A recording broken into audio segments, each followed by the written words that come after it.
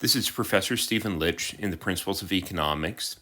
This is a lecture that was recorded in class on November 10th, which finished talking about gross domestic product and comparing gross domestic product between countries or over time, as well as inflation and measuring inflation.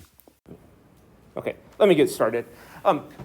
So as I go through macro, I want to cover some of the important topics. And right now, the first set of things that I'm going over are some important macroeconomic measurements.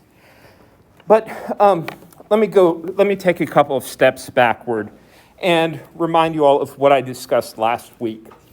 Kind of on the topic of national product,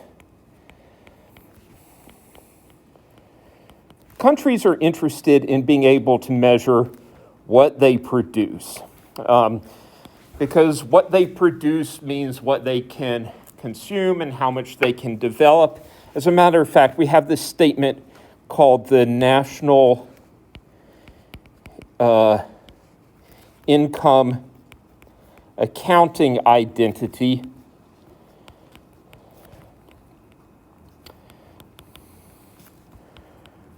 which says that what a country produces, so the product of a country is equal to consumption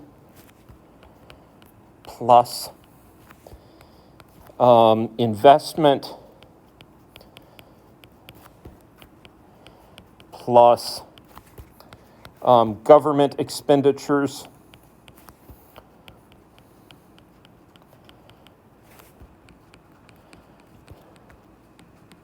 plus exports, net exports.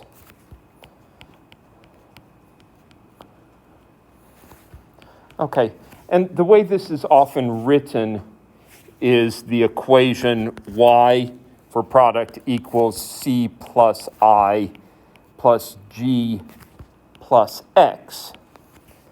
But, I mean, I want to explain really what this means again. Like, on even the scale of any individual item produced in a country, it gets used for one of these four purposes. If a factory in the US produces a piece of steel, it either gets consumed, like it goes into a car that someone purchases, it goes into a consumer good, or it goes for investment, like that piece of steel gets used to build a factory that makes a company more productive, or it's used to make a bulldozer or a tractor, or something that increases the productivity of the country. So it goes for consumption or investment, or it's used by the government. A piece of steel could be used to make a tank or a battleship. Or if not any of those things, then it gets exported. But even at the level of an individual product, the product goes to one of these four sources. Usually, though, when we make this statement, we're thinking about all the stuff that the country builds as a whole. The entire product of the country goes towards either consumption plus investment plus government expenditure plus net exports. Okay, so the product of a country is important, and so countries try to measure their product. Because again, product, like having more product, means the ability to have more of any of those things on the right-hand side. More consumption, to invest more in economic growth, to allow the government to build more projects, or to export more. So the way we measure product is most often, does anyone recall the thing that we measure? It has or economists measure, has the word product in it? Yeah. Either of you. Gross domestic product. Okay, gross domestic product. Okay, gross domestic product. And For short, the gross domestic product is known as what? GDP. Okay, that was not too hard, was it? Okay, gross domestic product. Now, for bonus points, what is the gross domestic product? What is the definition of this? There are lots of important parts to this definition. Okay. Maybe, yeah. The market value of all final goods and services produced in a country during a time period. Okay. The market value of all final goods and services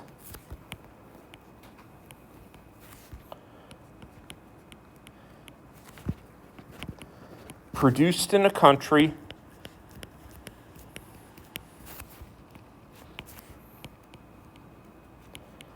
during a time period.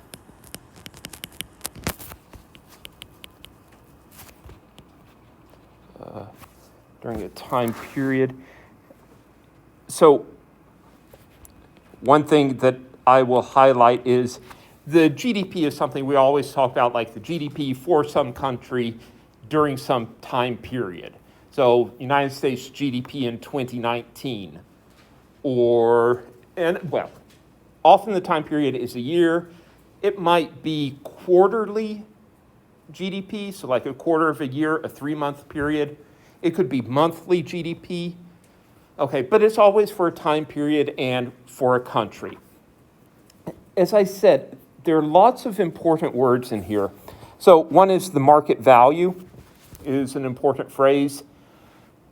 When we measure the output of a country, instead of just coming up with a list of the country produced 12 apples and 14 bananas and 37 cars and 9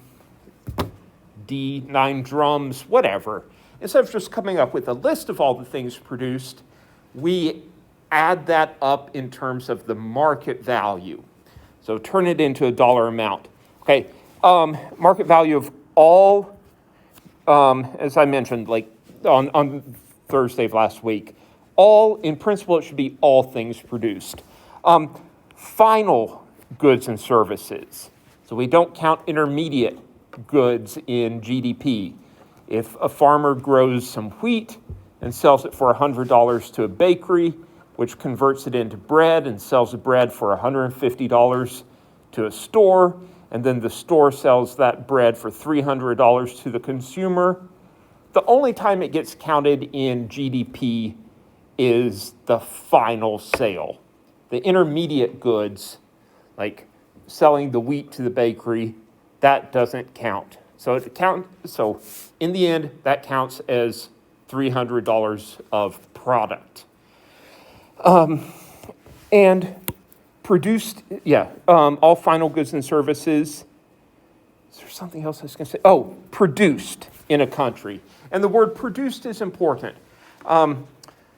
So especially when it comes to kind of international stuff, GDP is attributed to the country where it is produced. So if an American company produces something overseas, it does not get added to the US GDP. It gets added to the GDP of that other country. Similarly, if like a Japanese company produces something in the US, that does get counted in US GDP. So it's linked to the place where it is produced. Okay, during a time period. And I mentioned if we want to do good comparisons with GDP, we should be mindful of a handful of things. Okay. We're doing comparisons, and basically that's all that GDP, really that's always why we're interested in GDP. I think that the value on its own rarely means much. It's usually used to compare different countries or to track one country over time. but it's used for those comparisons usually. Okay, to make good comparisons, there are several things that we might need to take into account. If we're comparing two countries, we might want to adjust for what? What's the reason why the GDP of the United States is almost certainly much, much bigger than the GDP of Canada? Because you have population, right? So things we might want to adjust for: population, and we describe GDP per capita.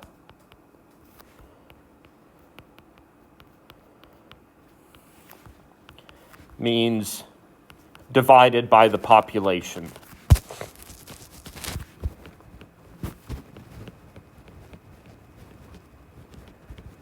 Okay.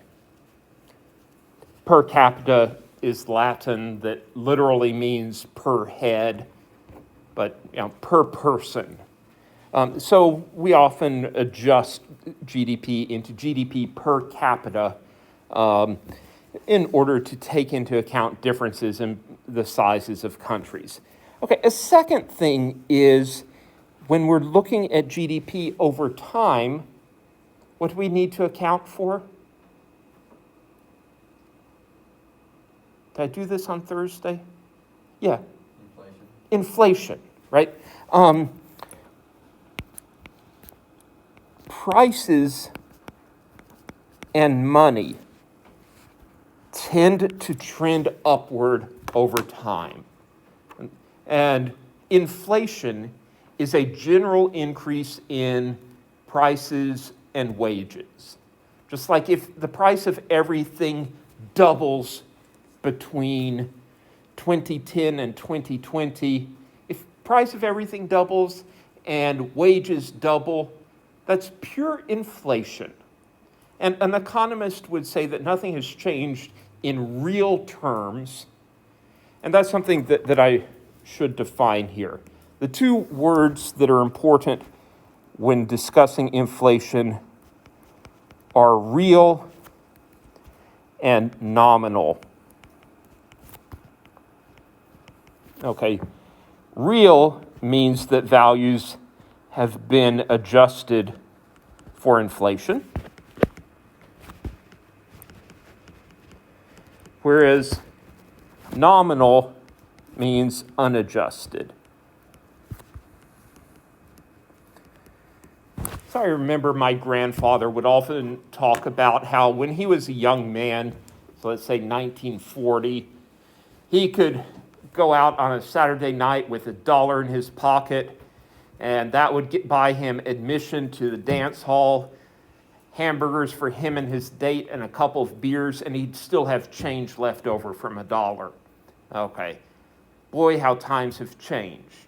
Well, I mean, in some ways, that's not a meaningful statement about anything other than inflation, as far as I'm concerned, that price levels have changed. $1 in 1940 was worth more, and all prices were lower, and all incomes were lower. But it's not necessarily that things were cheaper in real terms. Like if we were to think of $1 as what fraction of a day's earnings that is, right? Is that really more expensive than what you would pay for a night out today, right? How many hours, so for example, how many hours worth of work was needed to fund a night out in 1940 versus how many hours of work would fund a night out in 2020, right? That's more along the lines of like real terms. But $1 means different things in different years. $1 in 1940 was worth more than $1 in 2020. And we describe this as inflation. Prices and wages just tend to trend upward.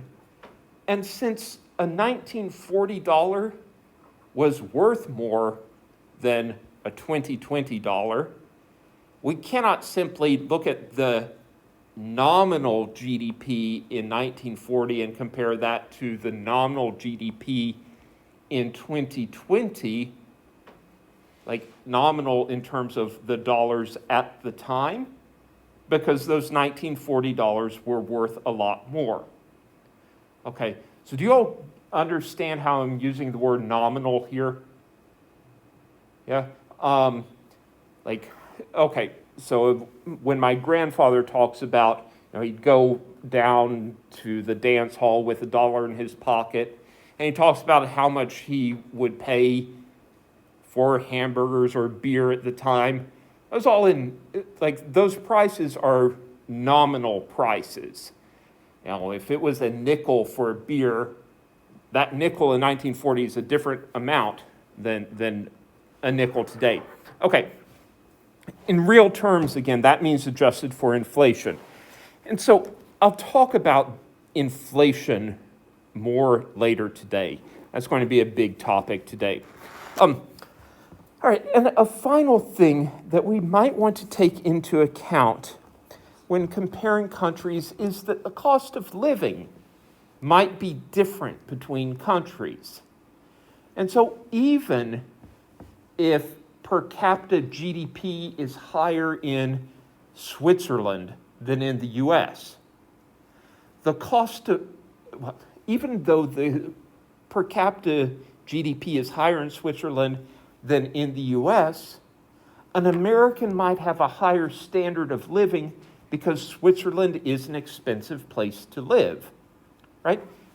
If the cost of living in Switzerland is 25% more than the cost of living in the United States, and per capita GDP is only 10% higher, that higher per capita GDP is not enough to offset the higher cost of living. Okay, and this is a third thing that sometimes we take into account when comparing GDPs. It is the cost of living.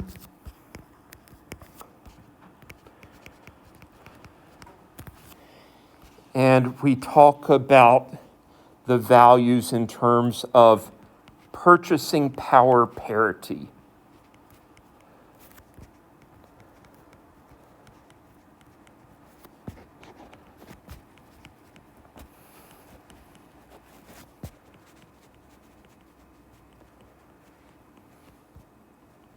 Okay, purchasing power parity has the very clever abbreviation PPP. The word parity means equal, by the way. So this is talking about equal purchasing power. This is kind of the hardest thing to quantify of all of this. How different is the cost of living in two countries? And there are different ways of doing this, but this is, again, the trickiest of the adjustments. Sometimes you will see comparisons of GDP between countries, and I'll say, oh, here's per capita GDP, PPP, purchasing power parity. And that means someone did some voodoo magic and adjusted for the cost of living. As I said, it's a tricky thing. The news magazine, so this is trivia. The news magazine, The Economist,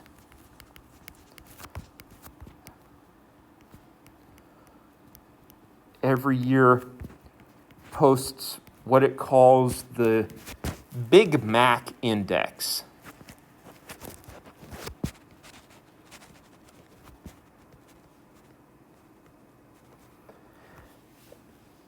Which is a comparison of the cost of a Big Mac hamburger across different countries in the world. And they suggest that the Big Mac is a fairly good a fairly fairly good commodity for assessing the cost of living in a country. Um, it combines agricultural products and labor and rental prices and whatever. All of those things go into producing a Big Mac, and so when you see that a Big Mac in Switzerland costs about 25% more than a Big Mac in the United States, that's generally fairly representative of the prices of all the goods that go into it. So it's a funny thing. Again, I mentioned this as trivia. It's kind of interesting, kind of odd, as a way of approximating the difference in the cost of living between countries. Okay? So if you're ever wondering, like, should I move to Guatemala, and you've been offered a salary in Guatemala that is half of your potential salary in the United States, well, you might think that Guatemala is a cheaper place to live. How much cheaper? If you want a quick and simple guess of the difference in the cost of living, go look up the Big Mac index to tell you, how much cheaper Guatemala is than the United States. Okay? Sound good? All right. So I've talked through GDP. Again, we often make these adjustments. There's some other complications with using GDP to measure the output of countries. I will bring up that GDP might omit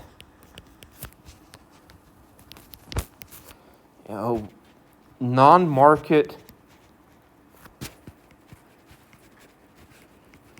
transactions and household production. And these are two things that are important when interpreting statistics, especially important when interpreting statistics relating to less developed countries. And household production, so like if a farmer or a family grows their own food on their own land, that very well might not be included in the official count of GDP because there's no record of it being produced and sold, okay? Items that are sold in formal markets, like at a grocery store, some type of formal market like that, are easier to track, easier to include in GDP. In principle, everything should go into it. But in places where subsistence farming, like people growing their own crops, is a big deal, that production is often omitted from the measured GDP, okay? Which means that the measured GDP understates understates the income that people actually have. Anyhow, are there any questions here about GDP? Are we good on this? Okay, again, as I said, countries are often interested in quantifying GDP so that they can look at their own growth, compare countries, assess how the economy is generally doing. Now, I want to talk about a new topic, which is inflation.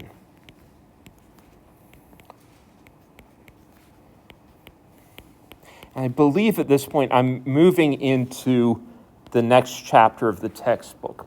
Okay, inflation is a general increase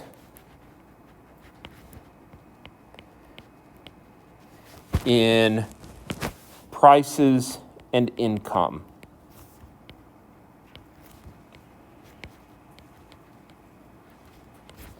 Okay.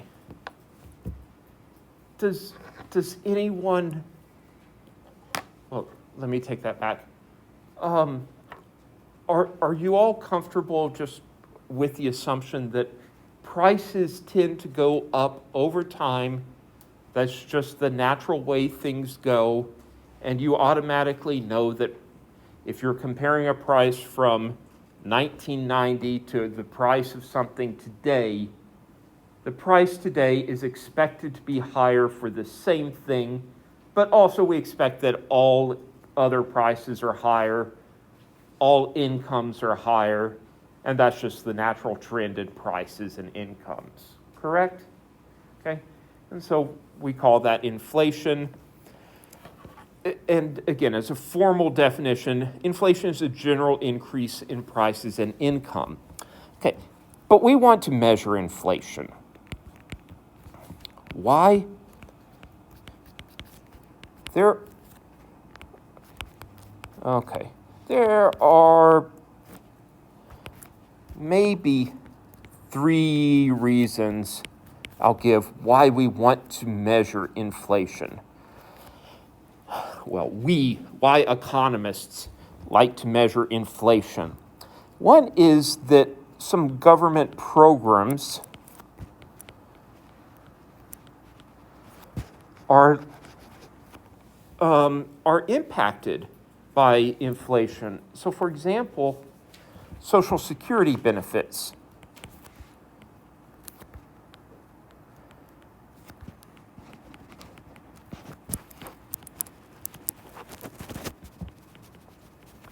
Okay.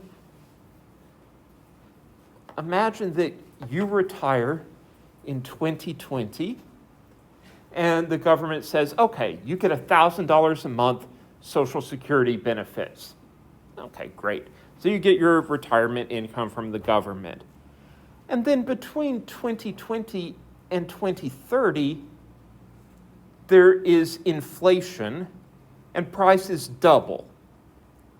Now, if you're still getting the same $1,000 from the government, your real income has gone down, hasn't it? You can afford to buy only half as much in 2030 as you could in 2020.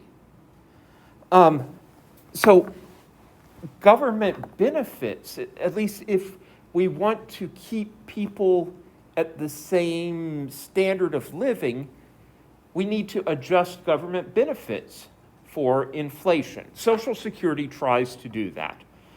It tries to increase the value of Social Security payments to match the general increase in prices. Okay, so again, we want to ensure that when grandma and grandpa retire, the money that is promised from the government doesn't decline in value because of inflation, get eroded away because of inflation. Also, taxes. I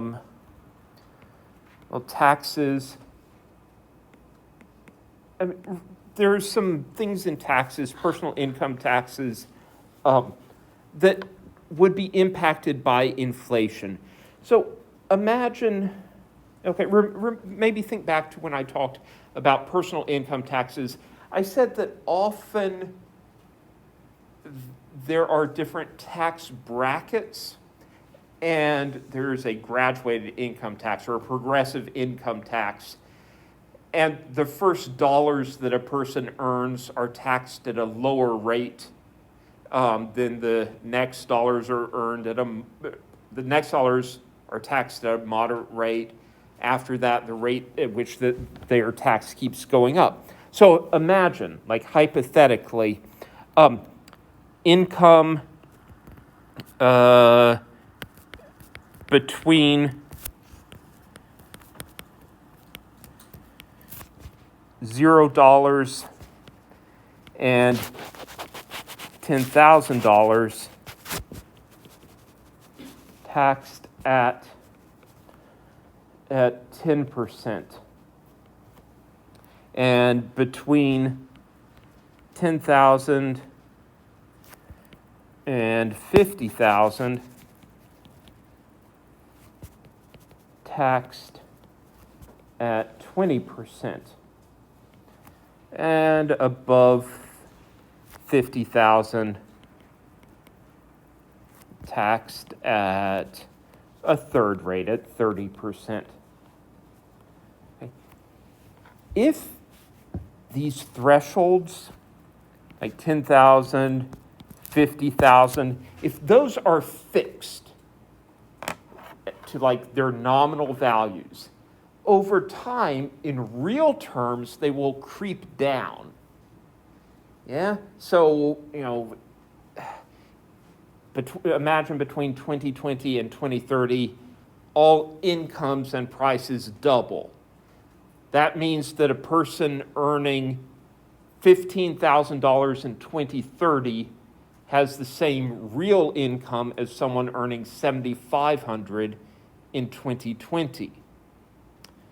But if these thresholds in the taxes are fixed, then the person would be taxed at a higher rate in 2030 because they're in the second tax bracket. Like they're $15,000 in 2030 places them in the second tax bracket where they're getting taxed at 20%. Okay? But in 2020, with the same income, or the same real income, they were taxed at only 10%. So if those thresholds stay fixed, people will tend to creep up into higher tax brackets and be taxed at higher rates. So both of these things I mentioned, Social Security and taxes, are automatically linked to inflation. And the word that we use is indexed, or we'll say something like indexed for inflation.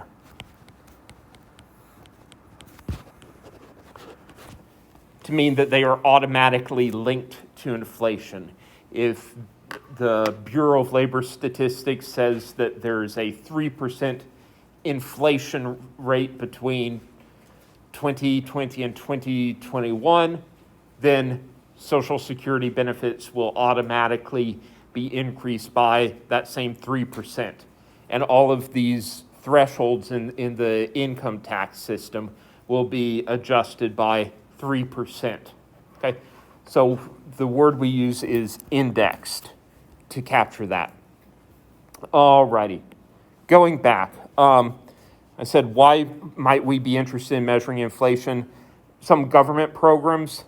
A second reason is a perspective on historical events.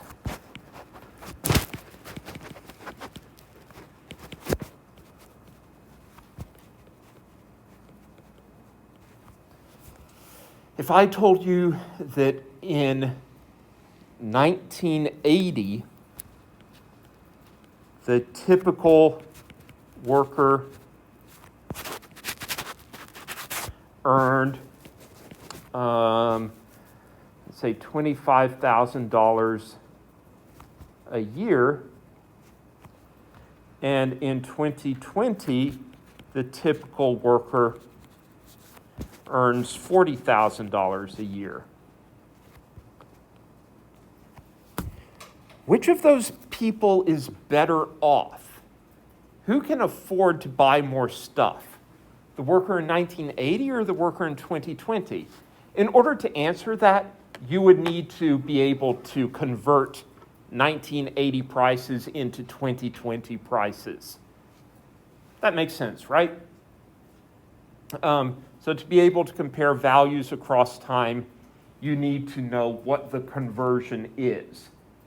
Is it plausible that $40,000 in 2020 buys more stuff than $25,000 in 1980? Yeah, it's plausible, but I'm not sure about that. Okay, so a measure of inflation would allow us to, like a measure of the general increase in prices between those years would allow us some perspective on which of those values is larger in real terms. And a third reason that we might care about inflation is for financial decisions.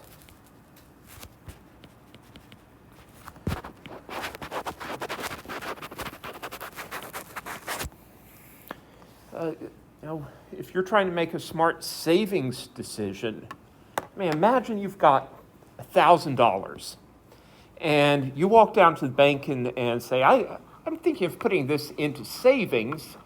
And the banker says, oh, that'd be a great idea. If you put that money into a savings account, it'll grow in time and you'll be able to buy more stuff. Right now, if you put that money into a savings account, we guarantee it'll get 3% interest. So your $1,000 in a year will turn into $1,030.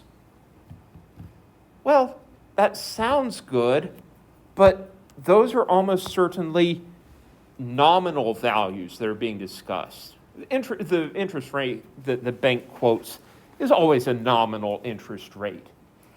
If there's inflation between this year and next year, it could be the case, for example, if there's a 10% increase in prices between this year and next year, your money would not be able to purchase as much next year as it does today, right?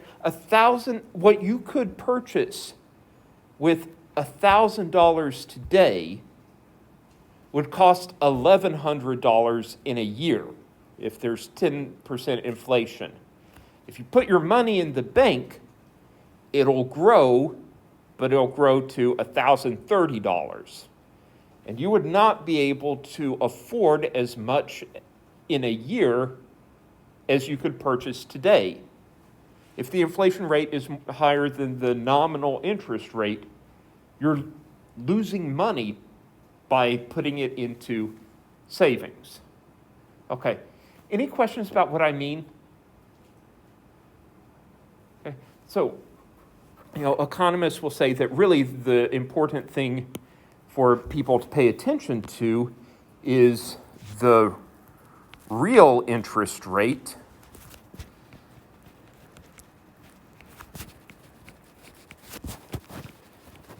which is the nominal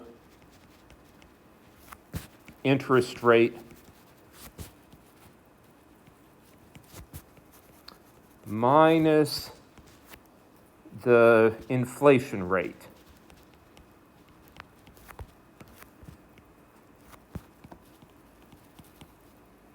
Okay, that's what's really relevant for making financial decisions, like savings decisions. And of course, it involves the inflation rate. You have to anticipate how prices will change. All righty. So let me talk about measuring inflation now. We create a price index.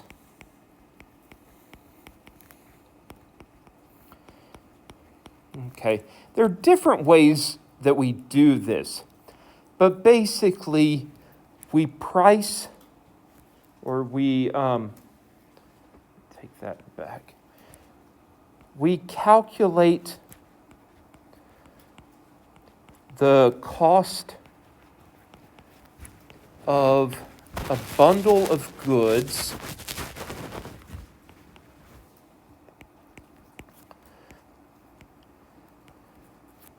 at the original prices, and compare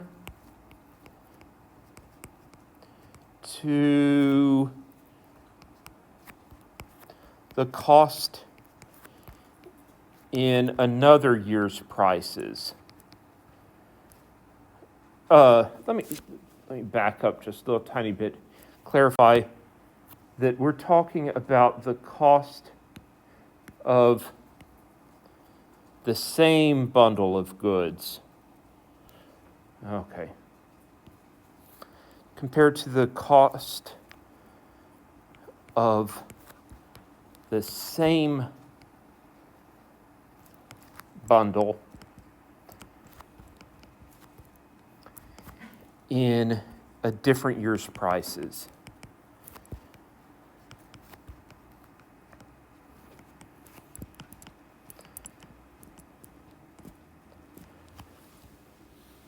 Okay. That's basically what all of the price indexes do. A bundle of goods, that means like we define, okay, here's my grandfather's bundle of goods that he talked about. You know, admission for 2 people to the dance hall, 2 hamburgers, and let's say 4 beers. You price that at 1940 prices, and you price it again at 2020 prices. And that gives us a measure of how much that bundle of goods has increased in cost. Okay? So when you talk about a bundle of goods, that's sort of a defined set of goods and quantities. And there are several different price indexes that get used. One price index is called the GDP deflator.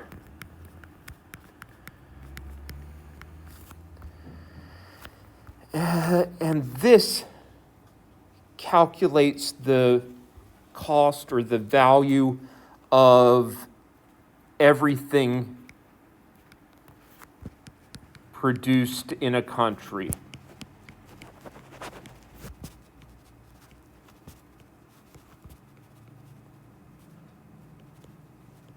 So, in other words, you take the stuff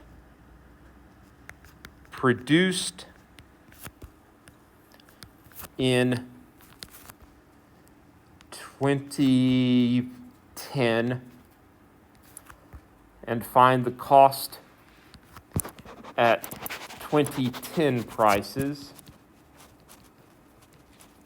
and compare that to the same stuff produced in 2010, but you calculate how much it would cost at 2011 prices. And that percent increase is your measure of the inflation rate. Okay. So that's one way to do it. That particular technique, pricing out everything that the country uses or produces, that's called the GDP deflator. It's good for some purposes. However, it might not accurately represent the change in the cost of living for a typical family. Because some of the things that we purchase, like a typical household purchases, some of those things are imported. And so they're not counted as part of GDP. And so a price of something that is imported, if that price really goes up, it doesn't impact the GDP deflator, but it does impact the prices of things that American households purchase. And like the increase in that price would decrease the well-being of American households. Also, the GDP deflator includes some things that American households might not necessarily purchase, things that we export to other countries. But it's one method, it's one price index. Okay, another price index, another measure of inflation is the consumer price index. And the consumer price index, the CPI, tries to price a bundle of goods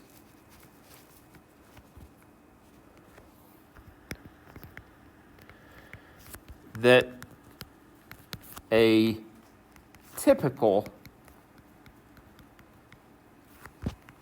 household purchases.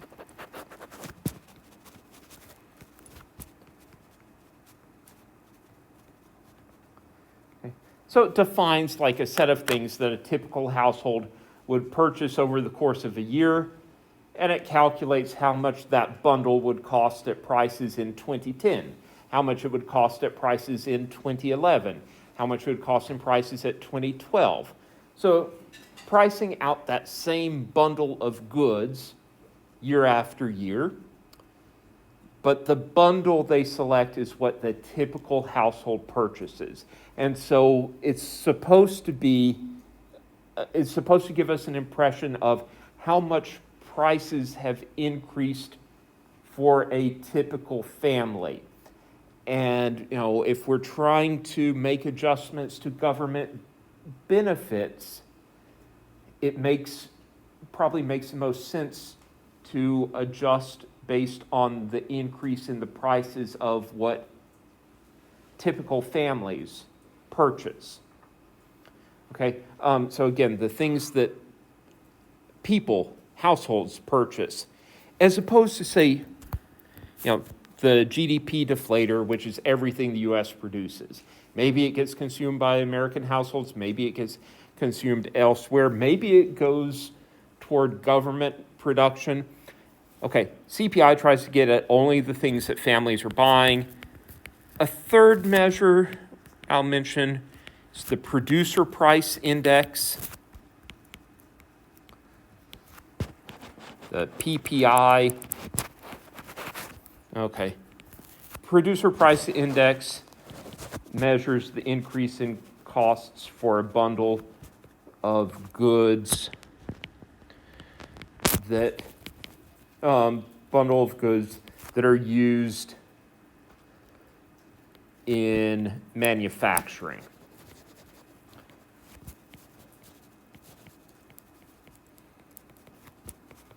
Okay, which is, will capture sort of generally how much the costs of manufacturing have increased. So these are three different price indexes. They do different things for different purposes. If we want to measure how much costs have increased for firms, the PPI attempts to do that. If we want to measure the impact of price increases on the typical family, the CPI does that. And the CPI is the measure that gets used most often. So, let me talk about how this is actually calculated.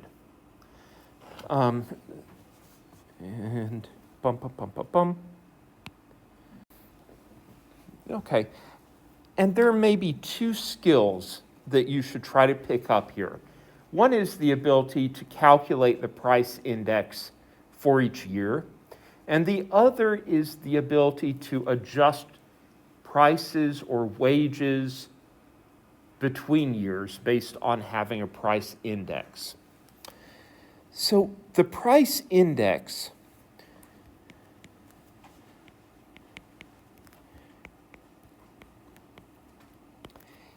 is calculated as the cost of the bundle in this year's dollars, or in this year's prices,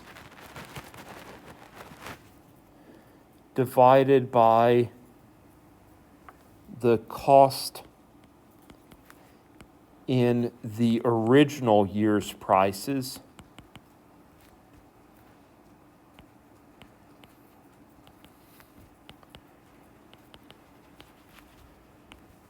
times 100. Okay. So that's going to give a measure that in the original year equals 100.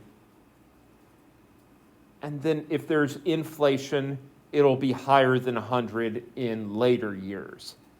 Basically, it tells us prices in that other year are this percent of prices in the original year. If the index has a value of 150, that means that prices in that year are 150% of the original year, or in other words, 50% higher than the original year. So let me do an example. Imagine that we establish that the typical household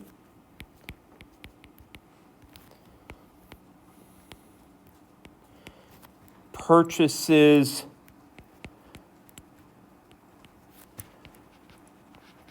$100 apples and 200 bananas. Okay. So we then price that out in different years' prices. So in 2010, the price of apples is $1, and the price of bananas is $2. In 2011, the price of an apple is $1.50, and the price of a banana is $2.25.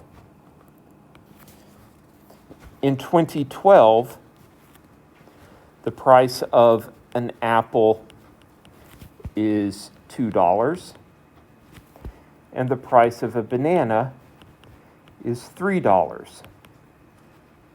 Okay, so there's a general increase in prices. Calculating the price index will give us kind of an average increase in prices, as well as how much income would need to increase in order to afford the same bundle of goods. So if we want to do the price index for 2011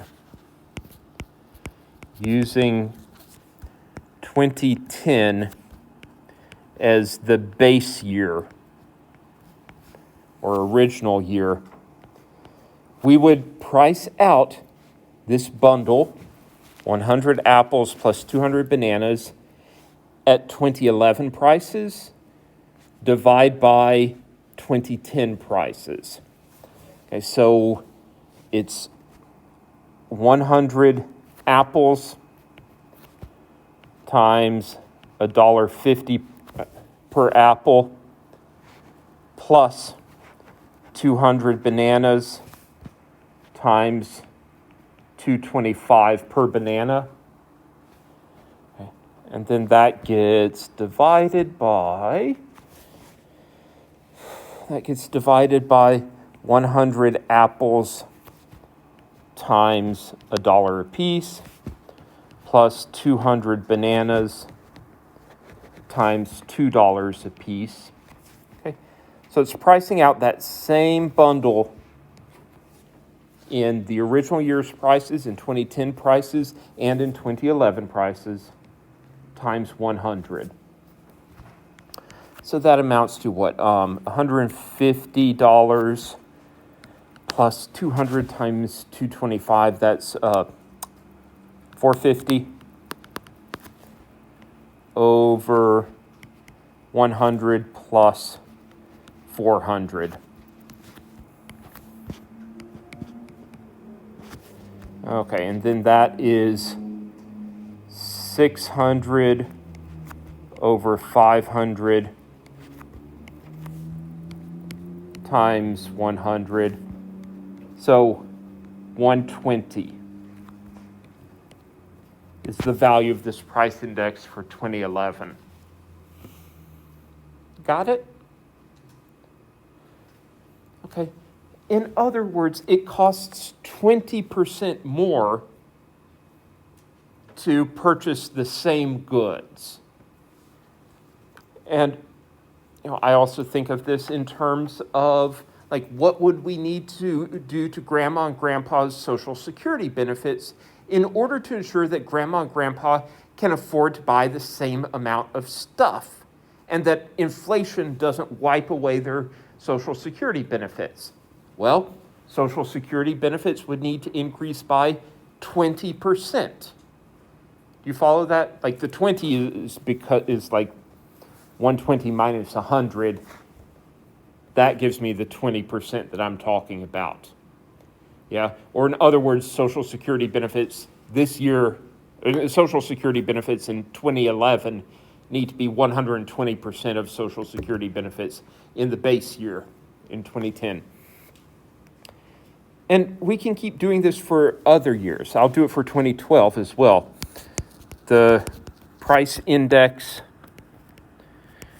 for 2012, again, I'm using 2010 as the base. This will be, and we price out the same bundle of goods, 100 apples times, now it's $2 per apple, plus 200 bananas times $3 per banana, and then divided by the cost in the base year.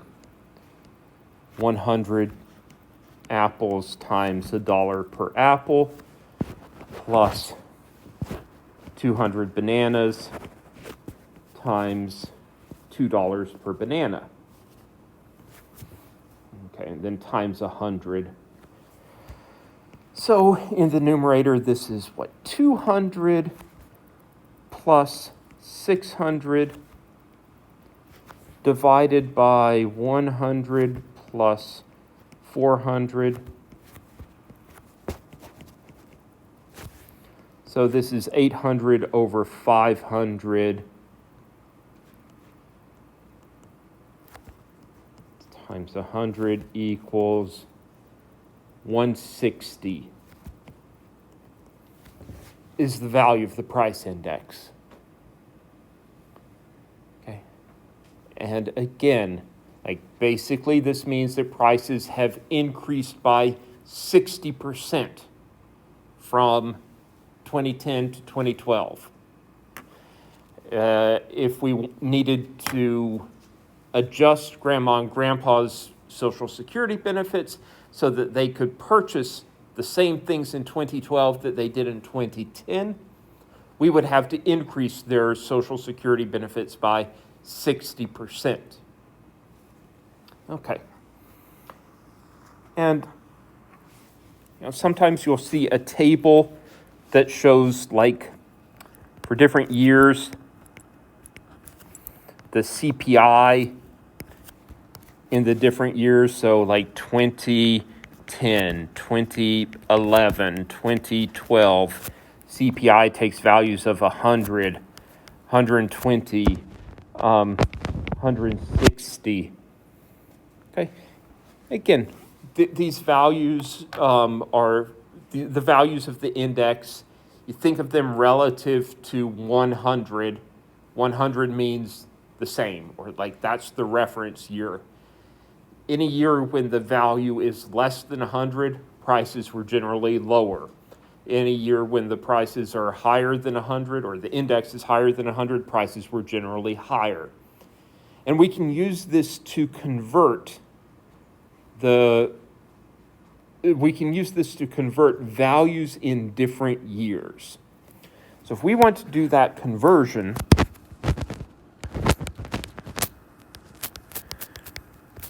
so convert something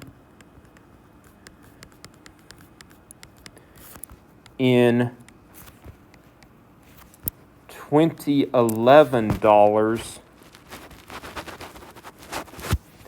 to the equivalent 2012 dollars, or something like that. The way that I think of it is that everything is proportional. So the value of this thing in 2011 dollars divided by the value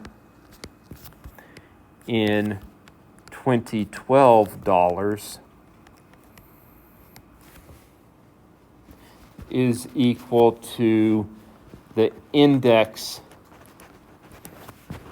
in 2011 divided by the index in 2012.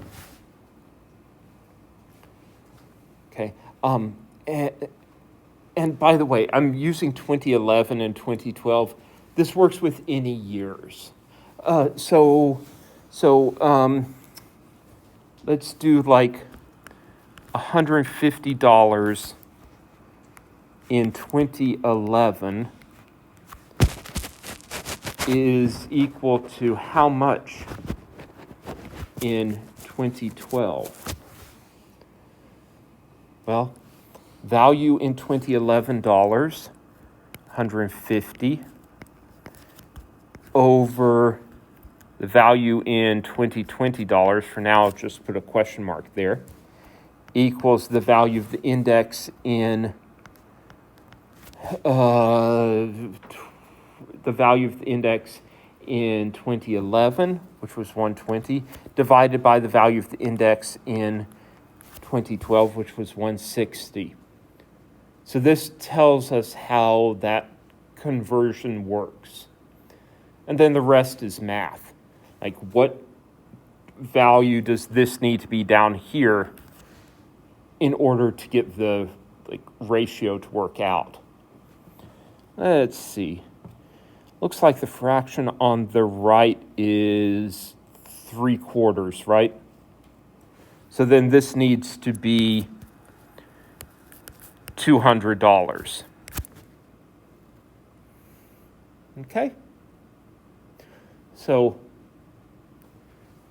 $150, according to this calculation, $150 in 2011 is equal to $200 in 2012. Okay, it allows a person to purchase the same things, in other words.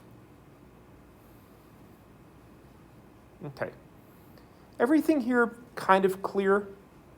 Are you following well enough? Okay, again, both how to calculate the price index and then how to use a price index to convert values in one year into values in another year. Now, I've done the technical stuff. I want to talk about some of the complications. Okay, so here, problems. Okay, let me go again.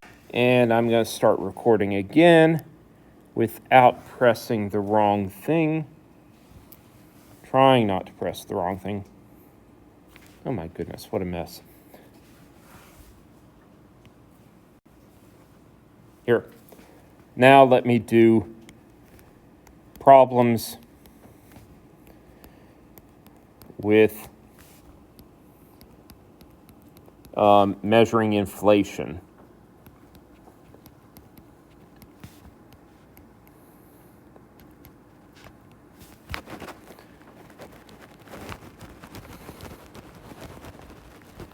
Okay, the first is the issue of substitution bias.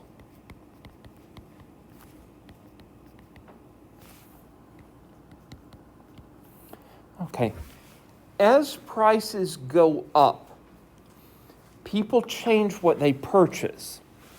The CPI and any of these measures of inflation tell us how much more a person would need or a household would need in order to purchase the same goods. But people change what they purchase, and they change what they purchase in part based on prices. In that previous example, in 2010, the price of an apple was $1, and the price of a banana was $2. In 2012, the price of an apple was $2, and the price of a banana was $3. Okay. Given these price changes, over time, bananas have become relatively cheaper. If you think about the cost of something is what you give up in order to acquire it, in 2010, the cost of a banana was 2 apples, right? If you wanted a banana, you had to give up 2 apples. In 2012, the cost of a banana is 1.5 apples. So bananas have become cheaper. And over time, people will substitute toward the cheaper goods. So if you're interested in getting like your daily fruits and having some delicious fruits in your diet, maybe in 2010, with the 2010 prices, it made sense to purchase 200 bananas and 100 apples. But as apples become relatively more expensive, you'll purchase fewer apples and more bananas. You'll substitute toward the cheaper goods. Okay, that change means that you actually need less money to maintain the same standard of living. I guess I can even take this like to an extreme example. Like imagine that in 2020, the price of a Coke and the price of a Pepsi are the same. Okay, each costs $1. And Coke and Pepsi are exactly the same as far as you're concerned. And so when the prices are the same, you purchase 50 Cokes, 50 Pepsis. Then, between 2020 and 2021, the price of Coke goes from $1 to $10. That's going to have a big impact on the measured inflation. Yeah, if we do the math there, let's see. You were originally purchasing 50 Cokes plus 50 Pepsis. In 2020, I said they were $1 each. And so the cost of that bundle was $100. Okay. In 2021, Coke costs $10, and Pepsi still costs $1. Now, the cost of the same bundle, 50 Cokes plus 50 Pepsis, is equal to, what is that, 550? Okay, so this measured inflation, this index is 550 divided by 100, like $550 divided by $100 times 100. So it has a value of 550. That's a huge amount of inflation. However, you don't need $550 to maintain the same level of happiness. You do need $550 in order to afford the same bundle, 50 Cokes plus 50 Pepsis. But again, Coke and Pepsi, for the sake of this example, they're exactly the same to you. and you just buy whatever's cheaper. So in fact, you could maintain the same level of happiness in 2021 with just $100. You follow that example?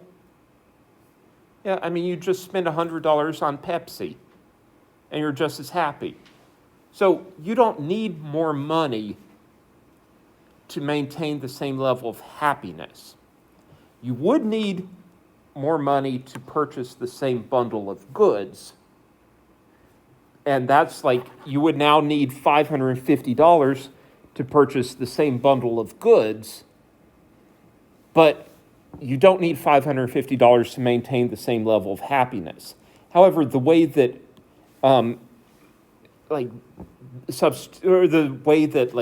Social Security benefits are indexed allows people to afford the same bundle of goods, which is going to be more than what they need to maintain the same level of happiness. Okay. What do I want to do? I want to kind of erase that stuff. Uh-oh. There. Okay. So, again, this is substitution bias, and it means that the price index overstates the amount of extra money a person would need in order to maintain the same level of happiness. Next on the list. No. I want to use my pencil. I want to use my pencil at about that size. I want to make my pencil yellow. Okay, a second problem is the issue of a typical household.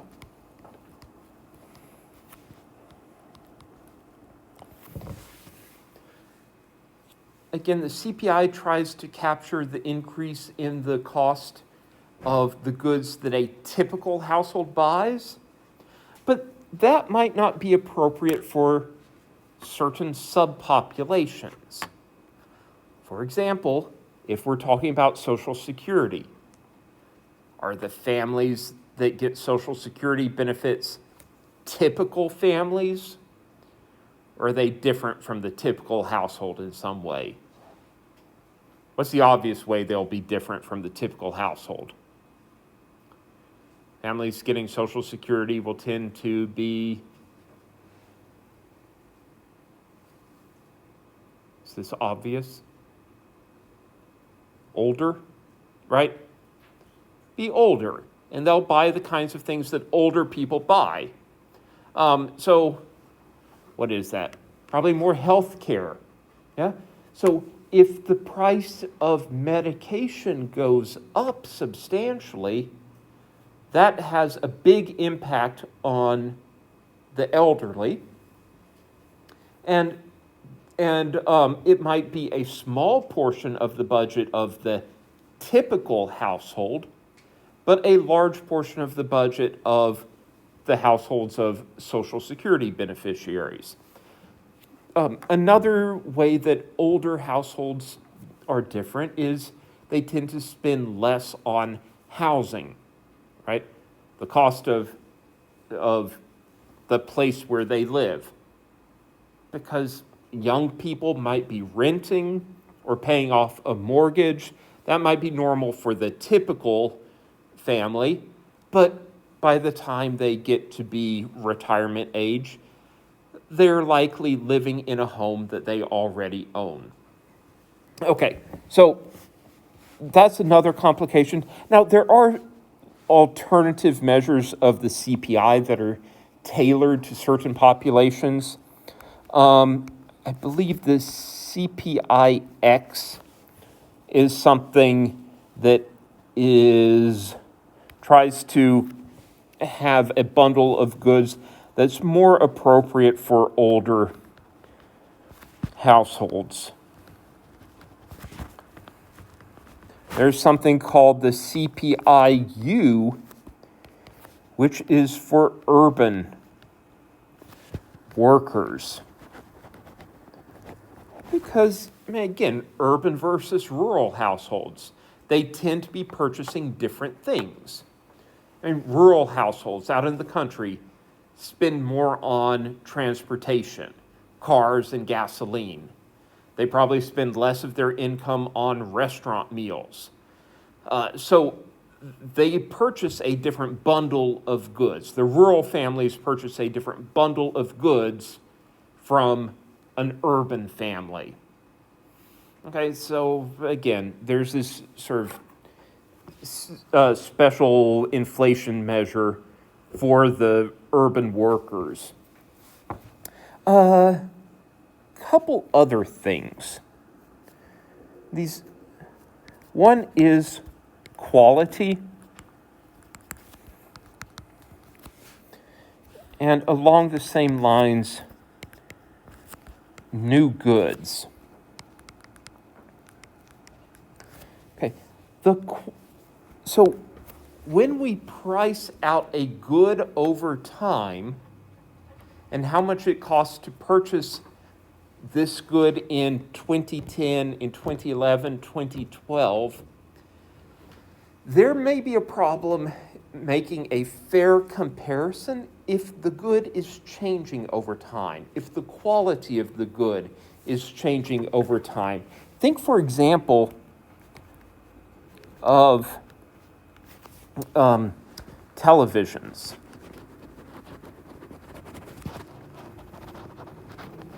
Yeah.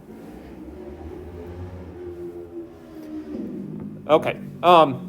Televisions. The quality of televisions has improved over time. I talked to my kids about what it was like growing up in my family, and in 1980 we had our family television. Okay, let's hope the motorcycle's gone. Oh, I see flashing blue lights outside. Okay.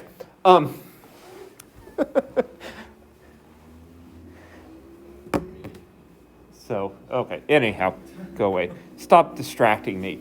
You all know I'm recording this, right? Yeah, and so for all of you who are listening to this recording, just to explain, there's a motorcycle, like, making loud noises, driving up and down Haggard, and it was kind of distracting. And then all of a sudden I saw blinking blue lights, which was pretty awesome. Okay, do y'all want me to go into a little diversion? I'm sure you do, right? Get away from the topic of talking about inflation and go to the topic of externalities. So, people who ride motorcycles create some very nice positive externalities for the rest of society. Do you know what this is? What externalities they create, what's so wonderful about motorcycle riders? Okay, especially the reckless ones. We have a name for them in emergency medicine. We call them organ donors. And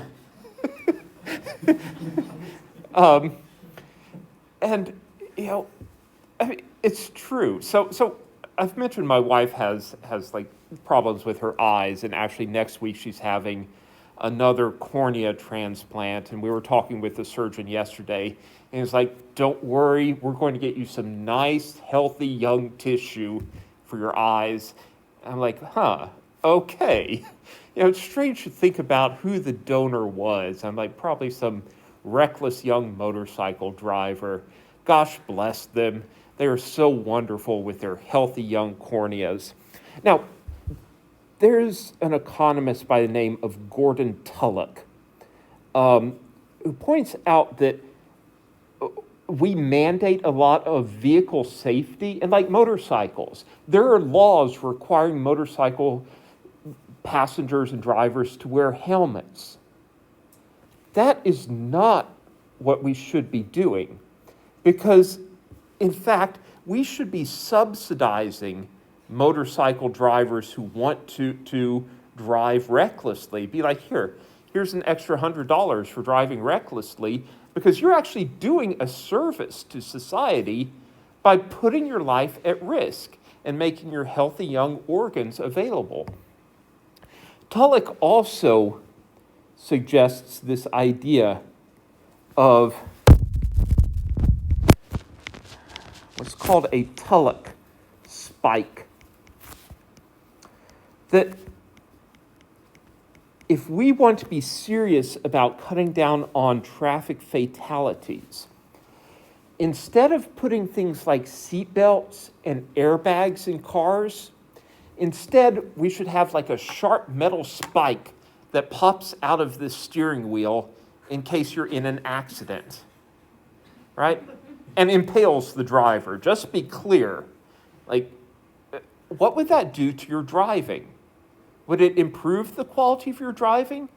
Would you be a careful driver if you knew that being in a crash meant that a spike would impale you? And, that's Gordon Tullock's suggestion. What? And this is a real proposal. Well, this is a real suggestion. Go Google Tullock spike or look at Wikipedia for Tullock spike, and it'll be there.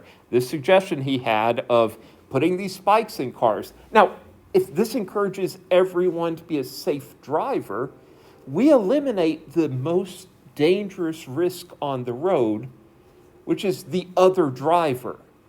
Yeah? And that's the one thing outside your control. You can be in a terrible accident because of the other driver on the road. But, equip that other driver's car with a Tullock spike. It gives them a good incentive to drive very carefully and reduces the externality to you. Okay. So that's my little sidetrack about motorcycles and Tullock spikes. Okay. I should probably get back to the quality of things. Is someone Googling a Tullock spike and you're finding an image? Yeah. Oh, great. Yeah. Yeah. I mean, it's a brilliant idea. As long as people respond to incentives the way that economists do, and I mean, you all do recognize that when other people are driving recklessly, that creates an externality for you.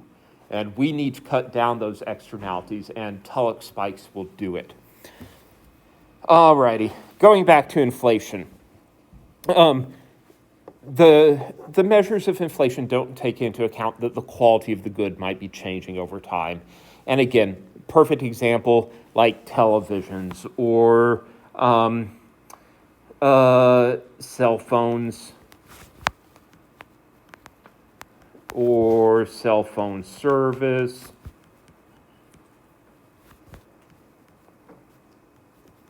Or like internet service. And these are things that do, in fact, go into the CPI. They are part of what the typical American household spends money on. But if we were to compare the television you buy today to a television you bought 5 years ago, to a television you bought 10 years ago, and the qualities are very different. I think before the motorcycle started doing its motorcycle thing, I was talking about me as a kid in 1980. Yeah, I'm old. Our family TV was a 14-inch black and white TV, okay? By the way, all of you who have 13-inch laptops, that's approximately the size of our family TV set. It was a grainy black and white image. And we got 4 channels. We had cable too. There were 4 channels, ABC, NBC, CBS, and PBS. That's it. That was life in 1980. Then I remember, when I got my first real job and my first real paycheck, this was in 2002, I went out and bought one of these newfangled, LED televisions, okay? Brand new things, right? Before that, it was the tube televisions You all probably remember tube televisions, like when you were a kid, you went to your grandparents' house and they still had one of those big chunky things with a glass screen. Okay, my first paycheck, I went out and bought a 32-inch, like widescreen LED television. I was so like amazed at this new thing. Cost $4,000. Okay. Now, of course, the price of a 32-inch television has come down, but also the quality has improved so much. Okay. Now, the price thing, that's kind of what we're talking about in general, but even a 32-inch LED television, if we define things that carefully, that was a completely different thing in 2002 than it is in 2020. And something like a cell phone. Like, does your cell phone this year match the quality of a cell phone you had 5 years ago? And Apple would certainly like you to think that even a cell phone a year old is out of date. Yeah. Does it match a phone from 10 years ago? I mean, 10 years ago, smartphones came into existence around 2006, 2007 was the iPhone. But, go back 20 years, a cell phone was a pretty basic thing. Go back to 1990, and cell phones were either mounted in a car or they were carried around in a briefcase. Okay, and there was no internet on your cell phone. As a matter of fact, in 1990, there was essentially no internet whatsoever. Okay, so how do we make comparisons over time when quality of goods changes so much? And in other cases, what about the new goods? The things that people purchase today and factor into their budget today that were not part of their budget in whatever base year was defined. If we're trying to measure inflation from 1980 to 2020, again, keep in mind, families are buying different stuff. Families are devoting a larger share of their budgets in 2020 to internet service and smartphones than they were in 1980. Yeah? And even when they purchase a television, that's a different product in 2020 from a television in 1980. So it can be hard to do comparisons over long periods of time.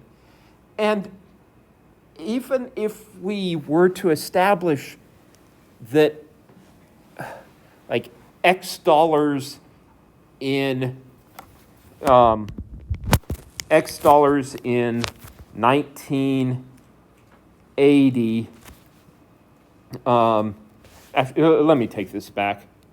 Even if we were to establish that X dollars in 2020 will purchase the same stuff as Y dollars in 1980, that doesn't necessarily mean that is how much a person would need in order to maintain the same level of happiness. If like the same bundle of goods has doubled in cost from 1980 to 2020, and a worker has doubled their income over that time, the worker might be enjoying a higher standard of living today because they are getting higher quality goods and because they are getting goods that didn't exist in 1980. So this is something that, again, makes it difficult to compare consumer well-being over long periods of time. I just want to raise awareness of this because I do hear statements about, the wages of the average worker haven't changed in real terms over the last 30 years. Well, that might be true, sort of, but it's hard to make comparisons about the well-being over long periods of time because of these things that I mentioned, especially new goods and higher quality goods over time. Okay, so generally,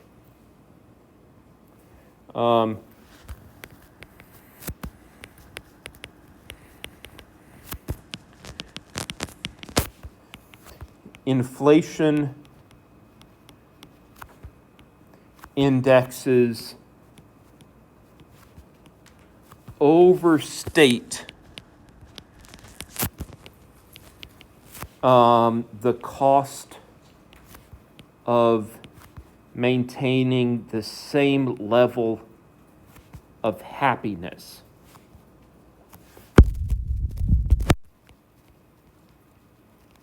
Okay, the overstate the cost of maintaining the same quality of life. They measure how much more it would cost to purchase the same goods, but not to enjoy the same quality of life. Okay. Are we good with inflation? Do I have only 5 minutes left? Oh, goodness. 10 minutes left? Two? 7:08. Really? Yes. Oh, well, let me give you a quick preview of where we are going next then. Some important macroeconomic measures.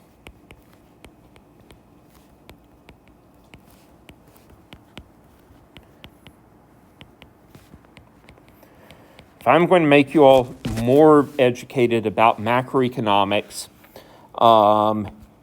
one thing you should understand is GDP.